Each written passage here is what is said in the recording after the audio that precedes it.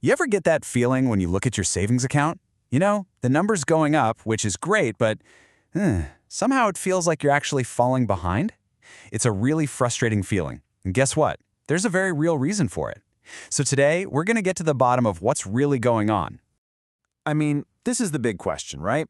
You work hard, you do the responsible thing, you save your money, but then you go out to buy groceries or fill up your car, and that same $100 just doesn't go as far as it used to.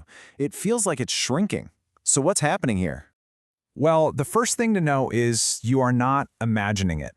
There's this powerful, totally silent force that is constantly, quietly eating away at the value of your hard-earned money.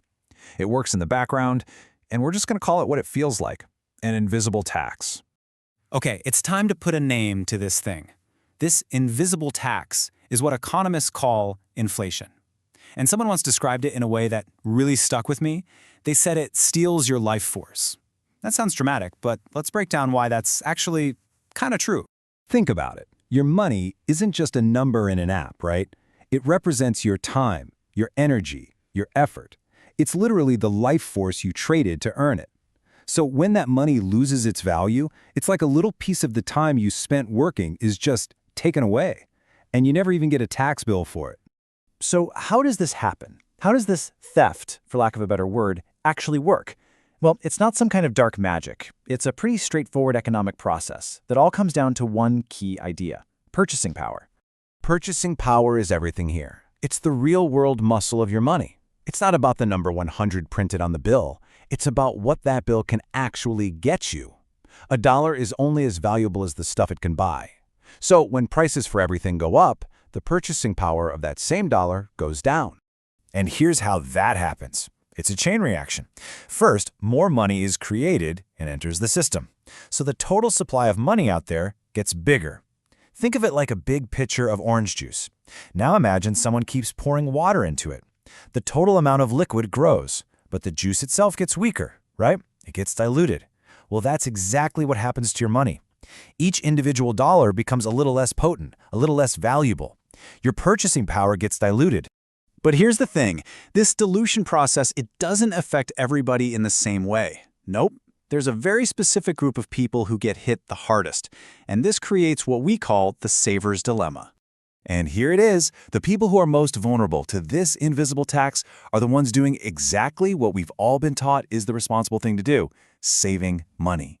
If your wealth is just sitting there in a checking account, a savings account, or literally as cash under the mattress, it is completely 100% exposed to this dilution. You're the primary target. Okay, so if holding on to cash makes you a target, what's the alternative? How are you supposed to protect that life force you worked so hard for? Well, the answer lies in understanding the crucial difference between cash and assets. It's about finding a shield from this tax. This really gets to the heart of it. The way our system works, it almost creates a penalty, a tax, on people who just save cash, while at the same time, it can reward those who own assets instead. You end up with two totally different outcomes based on that one choice.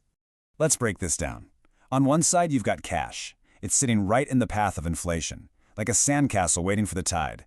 Its value gets diluted and its purchasing power just melts away over time. But on the other side, you have assets. Now, this could be things like stocks or real estate, stuff that represents ownership in something real and productive. The magic here is that as the supply of money goes up and prices rise, the value of these assets can often rise right along with it. They can act like a shield, protecting your purchasing power from that corrosive effect of inflation. All right, so let's boil this all down. What do you really need to remember? First, inflation is basically an invisible tax that chips away at your savings. Second, the way it works is by watering down or diluting the purchasing power of every single dollar you have. And maybe most importantly, this tax hits cash savers the hardest, while people who own assets can often be shielded from it. So that really leaves us with one final big question to think about. Now that you can see this invisible tax for what it is, how does that change the way you look at your own savings? Is your money really safe sitting in the bank? Or is it just sitting there, slowly losing the very value you worked so hard to create in the first place?